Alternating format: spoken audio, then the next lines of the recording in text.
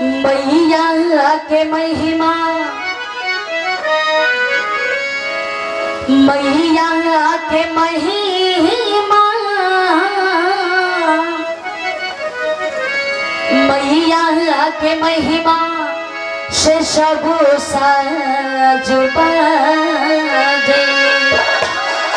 मैया के महिमा से सब साज बाजे।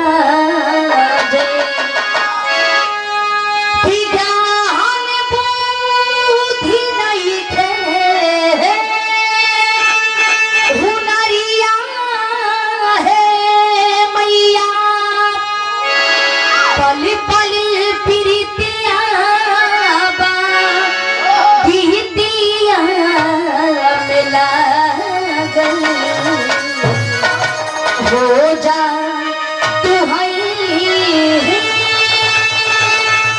सहाइया है मैया, हो जा तू सहाइया है मैया, हे मैया हो।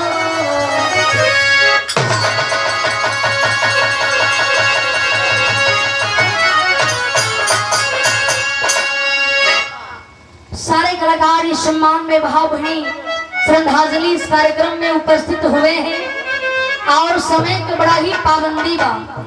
लोग कहलन कि जे ढेर बोलेला उसे कोनो न कोनो गलती होइए जाले।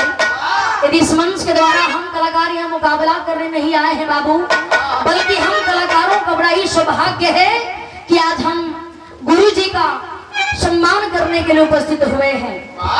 तो मास्टर साहब लोगन का बड़ा कबे से फरमाइश बा, इसलिए कि हमारे YouTube के भी डायरेक्टर महोदय लोग भी बैठे हुए हैं। लोगों की फरमाइश बा कि 2 लाइन कोनो गीत हो जाए के बाद 3-4 मिनट का समय लेकर के एक गीत आप लोगों के बीच में प्रस्तुत रही। कैसे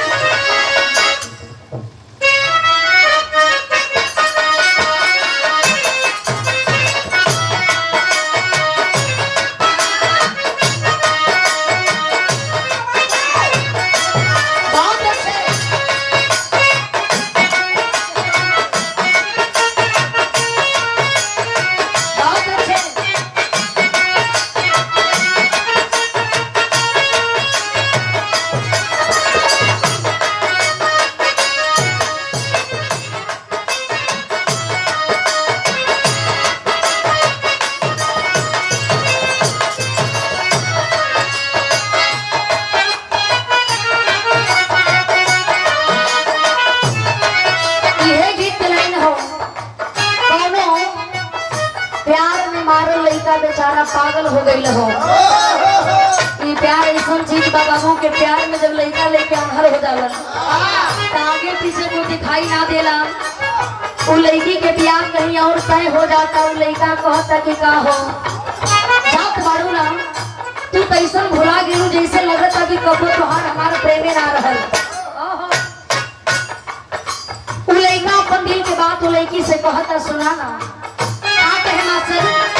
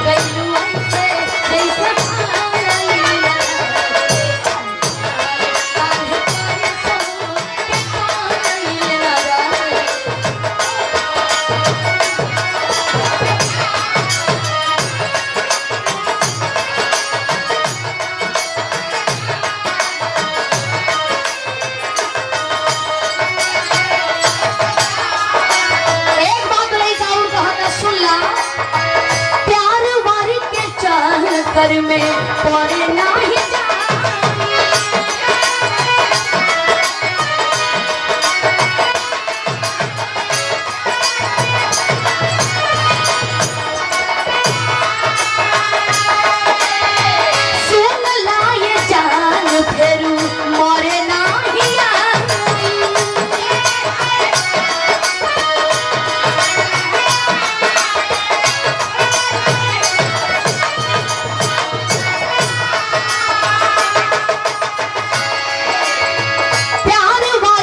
चक्कर में पड़े नहीं जाई सुन लाई जान फिर मरे नहीं आई तू तो हूँ अपना मन के मनली तुम्हारे हाथ तो थारे प्यार काल कर सो के कायल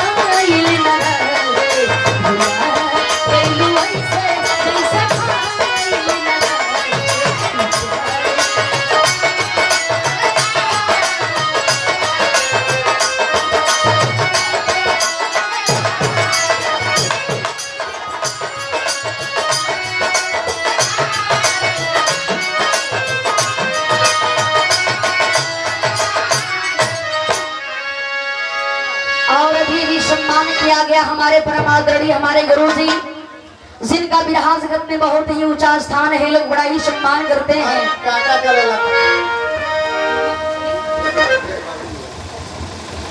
आदरणीय आप हमारे गुरु जी मोहन अकेला जी आप गुरु जी के द्वारा भी सम्मान प्रदान हुआ सुंदर पुष्पहार और बहुत रुपया आशीर्वाद में प्रदान हुआ बहुत बहुत चरणों में प्रणाम करते हैं स्वागत करते हैं सम्मान करते हैं बहुत बहुत धन्यवाद।